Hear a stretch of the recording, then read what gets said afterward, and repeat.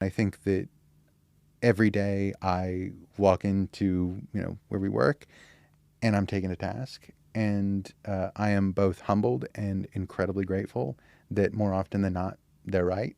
And do you know what? I have to celebrate every little win that I get because they come few and far between. Yeah. But that is an incredible luxury. Talk to us about summer sessions. What's that about? How did that get started? 100%. Summer Sessions is a new festival that we are running this year, May 28th to the 30th. It got started because the event program that we have at Minor Attractions became so robust and such a draw that we were just like, we couldn't contain it in a single week. And we thought, okay, well, we need to be doing something that is bringing this all together. The other side of it, too, is that when we're doing it during Art Week, that's mid-October. That's a terrible time to be going out. It's rainy, it's cold. Yeah. And so we were like, okay, well, we need to be able to collect this stuff and we want to enjoy doing it. And so we said, okay, well, let's do it over the summer. And it made sense because, we're the week before London Gallery Weekend. We're the week after a bunch of festivals. So there's this nice little lull that we settle into. And it's really just about celebrating our community and what a bunch of people are doing, but creating this environment where you can go to gigs and see performances, but also go to a panel talk, also go to a screening, and trying to break down these barriers of saying, well, I'm this kind of person or I'm this kind of person, and giving people the opportunity to really expand their horizons and just consider the things they want to enjoy and be given the opportunity to really do that. Do you think you have to be a bit obsessive to be successful in this space? 100%. I think there has to be something wrong with you if you're going to have the kind of obsession. And I think that goes for a lot of things, but I think I've said something in the past about owning your pathology. And, I think that the traits that are required to be successful in this business, and I think in a bunch of other businesses, are difficult to build lives around. But I ultimately think that if you can own them and figure out how to factor those into a lifestyle that works for you, that's the way to do it. Because I think trying to convince everyone else that you're normal isn't going to work. My missus thinks I'm a lunatic currently. Yep, that's the story of my life. In terms of how I produce things, I'm up till 3 o'clock trying to figure things out. She says I'm notoriously watching gurus online just to learn more about other spaces to implement it into our space. My partner thinks I'm a crazy person and has for years. Yeah. And I think that only now is coming around to the idea that okay, some of it's working. So it's just I won't bother him about it anymore. But yeah.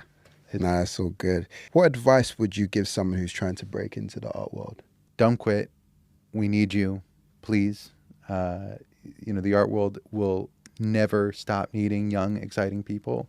And don't let the first no or the first failure or, the first rejection, don't let that set you back. Just use it and, find, I think, an energy and a passion that's ignited by a desire to be part of this.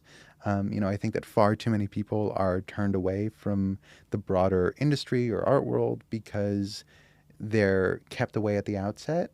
And I think that if we just had a few more young people who could stick with it and decide that this was the kind of life that they wanted to pursue, the art world could be a much different place. And there are already some incredible people that are coming up the ranks that are so talented, here in London, New York. But the more the merrier, right? If we can keep things moving, then that's how you build generations of great, great practitioners. Yeah. What type of game changers are you seeing in the space? I'm seeing some amazing,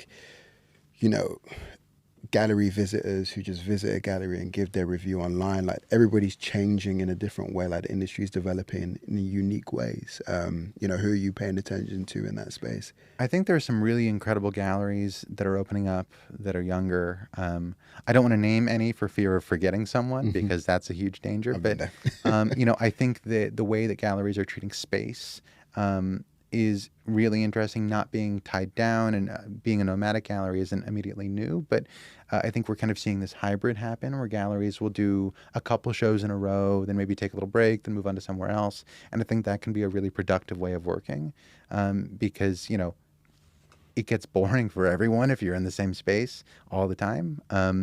But I also think that exactly as you said, the way that we're talking about art is changing. The way that people are engaging the kind of social elements of the art world is also really interesting. And I hope that just continues, right? I hope that we can continue to break down some of the barriers between the way that we understand the art world and the broader entertainment world. Yeah. And hopefully there can be a merging between those. In terms of like independent artists, how do they, you know, get involved in something like this? Do they have to be represented by a gallery, or can they just, you know, come towards you guys and say, hey, want to be a part of something? We get people reaching out to us all the time about just us doing studio visits, us looking at their work.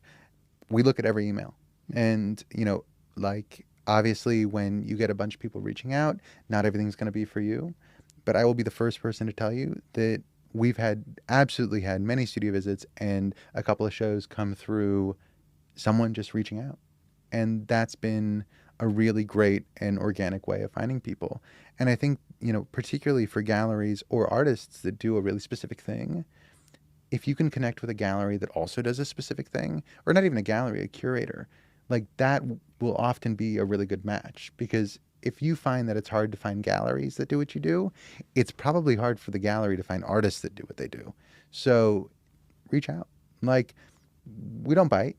I think we're excited to be meeting new people, to be finding new talent, because it is quite literally our job. Yeah. So I maybe that's not the answer other galleries would give, but like, come by, we'll get a coffee. It's fun.